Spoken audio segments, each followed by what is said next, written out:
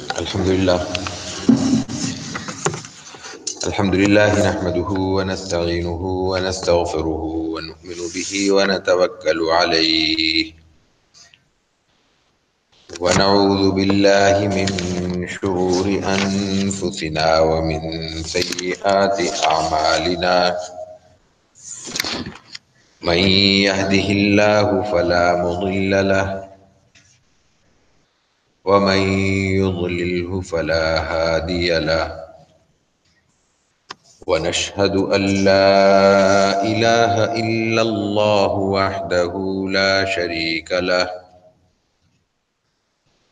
ونشهد أن سيدنا وسندنا وحبيبنا ومولانا محمدا عبده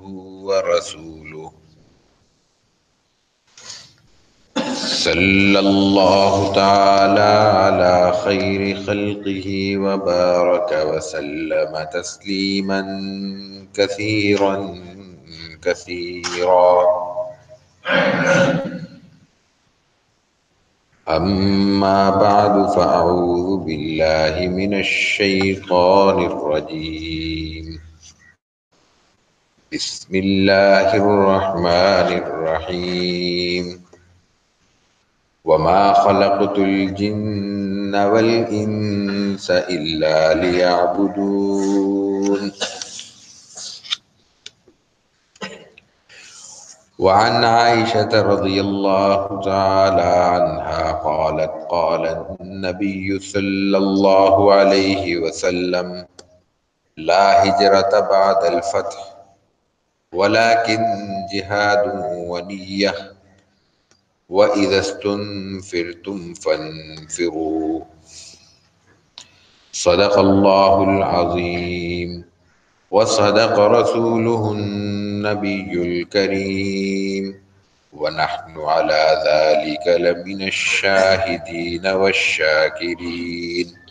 والحمد لله رب العالمين. حضرات محترم، نیت کے حوالے سے ہماری گفتگو گزشتہ 2 نشستوں سے جاری ہے. اسی سلسلے کی ایک حدیث مبارکہ آپ کے سامنے ابھی پیش کرنے کی سعادت حاصل ہوئی. حضرت عائشہ الصدیقہ رضی اللہ تعالی عنہا سے روایت ہے کہ نبی کریم علیہ الصلاۃ والتسلیم نے فرمایا کہ لا ہجرت بعد الفتح ولکن جہاد ونیہ. فتح مکہ کے بعد مکہ مکرمہ سے مدینہ منورہ ہجرت کرنے کی ضرورت اور فرضیت باقی نہیں رہی، لیکن اس کا مفہوم یہ نہیں ہے کہ ہجرت ختم ہو گئی ہے یا کہ عبادت کے اعلیٰ ترین مراتب ختم ہو گئے ہیں، بلکہ جہاد و نیہ کے جہاد اور نیت کا اخلاص ابھی بھی باقی ہے. اگر کسی شخص کے ذہن میں اور اس کے دل میں نیت موجود تھی تو اس کو بے شک موقع نہ ملے، اللہ تعالیٰ کی طرف سے یہ ثواب حاصل ہوتا رہے گا. وَإِذَا اسْتُنْفِرْتُمْ فَانْفِرُوا، اور اگر تمہیں کبھی موقع ملے اور پکارا جائے کسی بھی ایسے عمل کے لیے جس کو شریعت اسلامی جہاد کہتی ہے تو فنفرو، تو پھر دوڑ کر، لپک کر اور دنیا کے تمام کام چھوڑ کر، اپنی ساری ذمہ داریاں اور ساری پسند ناپسند اور ساری ضرورتیں چھوڑ کر اس کی طرف لپکو. یہ روایت بھی متفق علیہ ہے. گزشتہ نشست میں ہم عرض کر چکے ہیں کہ حدیث کی اصطلاح میں متفق علیہ حدیث روایت اس کو کہتے ہیں جو ہماری جو حدیث کی بنیادی 6 کتب ہیں ان میں سے 2 ابتدائی کتب میں موجود ہو. یعنی امام بخاری کی صحیح میں اور امام مسلم کی صحیح میں اگر ایک ہی روایت دونوں کتابوں میں نقل ہو رہی ہے تو اس کو کہتے ہیں کہ یہ متفق علیہ ہے، کہ حدیث کے 2 بڑے امام اس حدیث پر، اس کے صحیح ہونے پر، اس کو اپنی کتاب میں درج کرنے پر متفق ہیں. یہ مفہوم ہے. تو یہ روایت بھی مسلم میں بھی موجود ہے، بخاری میں بھی موجود ہے. بات حدیث کی ہے، سیاستہ کا ذکر آیا. ایک بات معلومات کے لیے ایسے عرض کر دوں، حدیث کی جو بنیادی کتب متعارف اور مشہور ہیں ان کے لیے ہمارے یہاں اصطلاح استعمال ہوتی ہے صحاح ستہ، 6 مشہور کتب، امام بخاری کی صحیح، امام مسلم کی صحیح، امام ترمذی کی جامع سنن، امام ابو داود کی سنن، امام نسائی کی سنن، اور امام ابن ماجہ کی سنن،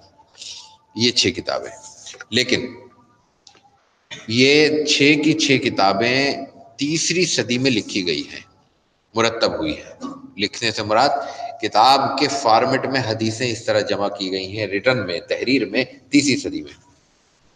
ان میں سب سے آخر میں انتقال ہونے والی شخصیت ہیں امام نسائی، جن کا انتقال 303 ہجری میں ہوتا ہے۔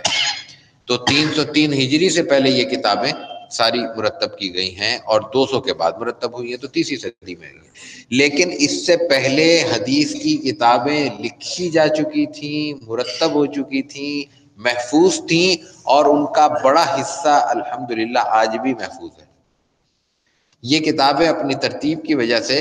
اور پڑھنے پڑھانے کی وجہ سے مشہور ہوئیں۔ ان کو درسن کسی مدرسے میں، کسی مسجد میں، کسی مکتب میں، کسی یونیورسٹی میں، کسی جامعہ میں نہیں پڑھایا جاتا ان سے پہلے کی جو کتابیں ہیں۔ اس لیے عوام میں خاص طور سے 6 کتابوں کا تعارف ہے اور کتابوں کا ذکر نہیں آتا۔ اس سے پہلے مسند امام احمد ابن حنبل لکھی جا چکی ہے۔ مسند احمد کے بعد جو بڑی 2 کتابیں لکھی گئی ہیں، اس میں عبد الرزاق کی المصنف ہے۔ المصنف کتاب کو کہتے ہیں، تحریر کی ہوئی چیز کو عربی میں مصنف بھی کہتے ہیں۔ تو مصنف عبد الرزاق کی کتاب، کی عبد الرزاق کی کتاب حدیث کہہ لیں، اور مصنف ابن ابی شیبہ، یہ بھی بڑی کتاب ہے۔ ان میں سب سے بڑا ذخیرہ ابن ابی شیبہ کا ہے۔ ابن ابی شیبہ کی جو مصنف ہے 25-26 جلدوں میں ہے وہ۔ یہ صحاح ستہ کی جتنی کتابیں 6 جو کتابیں شمار ہوتی ہیں 4-5 جلدوں میں ہیں، 3 جلدوں میں ہیں، 4 جلدوں میں ہیں، 6 جلدوں میں، مختلف ایڈیشنز کا بھی فرق ہوتا ہے۔ لیکن سب سے طویل اور سب سے ضخیم کتاب ابن ابی شیبہ کی ہے، اور ابن ابی شیبہ یہ جو 6 کتابیں بیان ہو رہی ہیں ان میں سے 5 کتابوں کے جو امام ہیں ان کے استاد ہیں۔ یہ ان سے پہلے کی کتاب ہے، یہ دوسری صدی اور تیسری صدی کے شروع میں لکھی گئی ہے، اور باقی کتابیں تیسری صدی میں درمیان میں یا آخر میں تحریر ہوئی ہیں۔ بہرحال یہ اس نوعیت کی چیزیں ہم تھوڑی سی دلچسپی کی چیزیں ہوتی ہیں، کبھی کبھی مختصراً بیان کر دیا کریں گے۔ اصل ہمارا فوکس حدیث پر ہے، رسول اللہ صلی اللہ علیہ وسلم نے اس میں کیا فرمایا، کیا حکمت ہے۔ جب مکہ مکرمہ میں رسول اللہ صلی اللہ علیہ وسلم اور صحابہ کرام پر وہاں کی زندگی تنگ کر دی گئی اور آپ کے لیے وہاں پہ رہنا مشکل بنا دیا گیا، تو اللہ تعالیٰ کی طرف سے آپ کو ایک خاص وقفے کے بعد یہ اجازت دی گئی کہ آپ اپنے صحابہ کرام کو لے کر مکہ مکرمہ سے مدینہ منورہ ہجرت کر جائیں۔ اور اس کا آغاز خاص طور پر معراج کے سفر میں ہوتا ہے، جب رسول اللہ صلی اللہ علیہ وسلم کو مشکلات کا ایک بہت بڑا دور گزرنے کے بعد سب سے بڑا اعزاز کہا جا سکتا ہے دیا گیا کہ آپ کو اس دھرتی سے لے کر بیت المقدس لے جایا گیا، جس کو سفر اسراء کہتے ہیں، رات میں سفر کرایا گیا، اور وہاں سے پھر آپ کو آسمانوں کی بلندیوں تک لے جایا گیا، اور اسی سفر میں آپ کو امام الانبیاء ہونے کا شرف حاصل ہوا۔ انبیاء کرام سب بیت المقدس میں جمع کیے گئے، جن کی رسول اللہ صلی اللہ علیہ وسلم نے امامت کروائی۔ یہ تمام سعادتیں جس سفر میں، سفر معراج میں آپ کو ملی، اسی سفر میں آپ کو بہت سی چیزیں اور بھی دکھائی گئیں۔ ان میں آپ کو یثرب بھی دکھایا گیا، اور حضرت جبریل امین کے ساتھ جب آپ سفر کرتے ہوئے وہاں پہ سے گزرے تو آپ کو وہاں اترنے کا حکم دیا۔ وہاں اترنے کے بعد آپ نے وہاں پہ 2 رکعت ادا کی، اور پھر جبریل امین نے بتایا کہ یہ وہ جگہ ہے جس میں آپ مکہ مکرمہ چھوڑ کر ہجرت کر کے تشریف لائیں گے۔ وہ یثرب رسول اللہ صلی اللہ علیہ وسلم کے قدم مبارک کی برکت سے مدینہ النبی کہلایا۔ مدینہ النبی کا معنی ہوتا ہے نبی کریم صلی اللہ علیہ وسلم کا شہر، اور وہ پھر نام مختصر ہوتے ہوتے مدینہ رہ گیا۔ اصل میں مدینہ النبی ہے، نبی کریم صلی اللہ علیہ وسلم کے کا قیام گاہ، آپ کا شہر۔ یہاں ہجرت کا یہ ایک تسلسل تھا۔ معراج کے بعد پھر آپ کو کسی موقع پر اجازت ملی، اجازت کے بعد کچھ صحابہ نے ہجرت کی، پھر رسول اللہ صلی اللہ علیہ وسلم نے حضرت ابوبکر صدیق رضی اللہ تعالی عنہ کے ساتھ ہجرت فرمائی۔ اس ہجرت کے بعد پھر یہ ہجرت لازمی کر دی گئی تھی ہر اس شخص کے لیے جو مکہ مکرمہ سے سہولت کے ساتھ یا مشقت کے ساتھ مکہ چھوڑ کر مدینے آ سکتا ہے، اس پر ہجرت لازم تھی۔ اگر کسی مجبوری کے تحت کوئی مکے میں ٹھہرتا ہے تو اس پہ وہ معذور ہونے کی وجہ سے شریعت میں وہ ہجرت کا مکلف نہیں تھا، اور اگر کوئی جان بوجھ کر مکہ مکرمہ میں ٹھہرتا بالفرض، ایک اہل ایمان کے لیے یہ باور کرنا ممکن نہیں ہے کہ رسول اللہ صلی اللہ علیہ وسلم کا حکم ہو اور وہ اس حکم کو پس پشت ڈال دے۔ ایک ایمان کے بنیادی تقاضے کے خلاف ہے جب وہ حکم و لازمی کرنا ہے، اختیار نہ ہو۔ تو یہ ممکن نہیں ہے کہ جو آپ صلی اللہ علیہ وسلم پر ایمان لائے وہ کسی مجبوری اور عذر کی یا رسول اللہ صلی اللہ علیہ وسلم کی کسی اجازت کے بغیر وہ مکہ میں مقیم رہے ہوں اور انہوں نے مکہ مکرمہ چھوڑ کر مدینہ طیبہ ہجرت نہ کی ہو۔ لیکن جن لوگوں نے ہجرت کی انہوں نے تو کر لی، اور وہ ہجرت کے جتنے ثواب قرآن میں بیان، حدیث میں بیان، وہ سب ان کو میسر آ گئے۔ لیکن اگر کوئی شخص نہیں کر سکا اور فتح مکہ ہو گیا، ہجرت نہیں کر سکا کسی بھی مجبوری کے تحت، کسی بھی عذر کے تحت، اور اللہ تعالیٰ نے وہی شہر جس سے ان مسلمانوں کو انتہائی مظلومیت کی کیفیت میں نکالا تھا، اسی میں اللہ تعالیٰ نے ان کو دوبارہ لا کے بسا دیا، تو اب ہجرت ختم ہو گئی۔ مکے سے مدینے اب ہجرت کرنے کا کوئی حکم باقی نہیں رہا، اس لیے کہ اب مکہ مکرمہ بھی اسی طرح دارالاسلام ہو گیا ہے جیسے مدینہ طیبہ دارالاسلام ہے۔ یہاں جیسے رسول اللہ صلی اللہ علیہ وسلم کا حکم ہے، اللہ کا حکم جاری ہے، ایسے ہی اب مکہ مکرمہ میں بھی حکم جاری ہو گیا ہے، اس لیے اب یہ چھوڑ کر مدینہ منورہ جانے کی ضرورت باقی نہیں رہی۔ ایک تو اس جملے کا مفہوم یہ ہے کہ لا ہجرت بعد الفتح، فتح مکہ کے بعد اب ہجرت نہیں ہے۔ یہاں تک تو بات مختصراً یہ عرض کی۔ اس کے بعد کا جو جملہ ہے وہ ہے وَلَكِنْ جہاد و نیہ، جہاد بھی باقی ہے، نیت بھی باقی ہے۔ میں نے عرض کیا کہ وہ تمام امور، وہ تمام ذمہ داریاں، وہ تمام احکامات اور ہدایات جو شریعت اسلامی لفظ جہاد کے تحت دیتی ہے، ان تمام احکامات کا اطلاق اس لفظ پر ہوگا کہ وہ تمام احکامات قیامت تک کے لیے جاری ہیں، لیکن ان کے ساتھ نیت وابستہ ہوگی۔ اگر نیت ان احکامات کو بجا لانے سے، ان احکامات کی پیروی ہوگی، رسول خدا صلی اللہ علیہ وسلم کے حکم کی پیروی ہوگی، اللہ تعالیٰ کے حکم کی پیروی ہوگی، تو اس پہ وہ اجر ملے گا، وگرنہ صرف ایک عمل ہوگا جس کا آخرت سے کوئی تعلق نہیں ہوگا۔ اور بہت آسان سا معاملہ ہے، اگر ایک شخص ہم میں سے کوئی گناہ گار شخص کسی بھی شخص کو، کسی اور بڑے شخص کو خوش کرنے کے لیے اللہ کے حضور حاضر ہوتا ہے اور تمام اعمال بجا لاتا ہے نماز کے،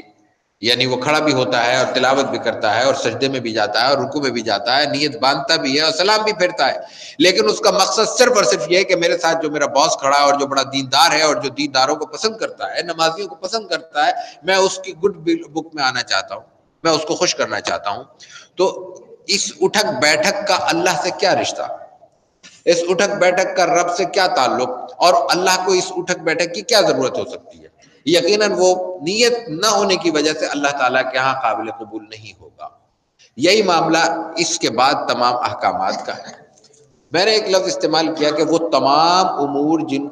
جن پر شریعت اسلامی لفظ جہاد کا اطلاق کرتی ہے۔ قرآن حکیم میں یہ لفظ بہت سے معنی میں استعمال ہوا ہے، اور ان تمام معنی کو اگر پیش نظر رکھیں تو اس کا خلاصہ یہی بنتا ہے کہ جب جس حوالے سے اللہ کا حکم آ جائے اور جب جس حوالے سے انسانی کارگزاری کی یا انسان کی کسی کام کی، انسانی کسی خدمت کی ضرورت باقی ہو، اس عمل کو پورا کرنا جہاد ہے۔ جب دشمن سے لڑنے کا مرحلہ ہو تو تلوار اٹھانا بھی جہاد ہے۔ جب دشمن چڑھ دوڑے یا یہ محسوس ہو کہ دشمن چڑھ دوڑنے کی پوزیشن میں ہے، وہ ہم پہ چڑھ دوڑ سکتا ہے، دونوں صورتوں میں تلوار اٹھانا لازم ہو جاتا ہے ریاستوں کے لیے، حکومت کے لیے۔ اور اگر حکومت کی طرف سے یہ اعلان ہو جائے کہ ہر شخص کو یہ کام کرنا ہے، ہر شخص اس امر کا پابند ہے کہ اس وقت ہمارے پاس افرادی قوت کم ہے اور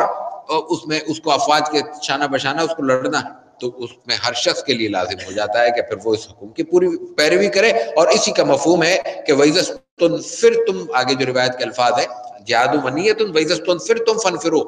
کہ جب نفیر عام ہو جائے، شریعت کی اصطلاح ہے کہ جب حکومت کی جانب سے یہ اعلان ہو جائے کہ اب نفیر عام ہے، ہر شخص کو اس مقابلے کے لیے نکلنا ہے اور اپنی اپنی ذمہ داریاں ادا کرنی ہے، تو ہر شخص کے لیے لازم ہوگا۔ اور اگر افواج موجود ہیں، حکومت موجود ہے، ریاست موجود ہے اور لڑنے والے موجود ہیں، تو یقیناً پھر بھی ہماری ذمہ داریاں بنتی ہیں کہ ہم اپنے ماحول کا خیال رکھیں گے، اطراف کا خیال رکھیں گے، لڑنے والوں کا خیال رکھیں گے، ان کے گھرانوں کا خیال رکھیں گے، اور اپنی صفوں میں سب سے بڑھ کر یہ کہ ایک اتحاد برقرار رکھیں گے، ایک نظم و ضبط کا مظاہرہ کریں گے، اور یہ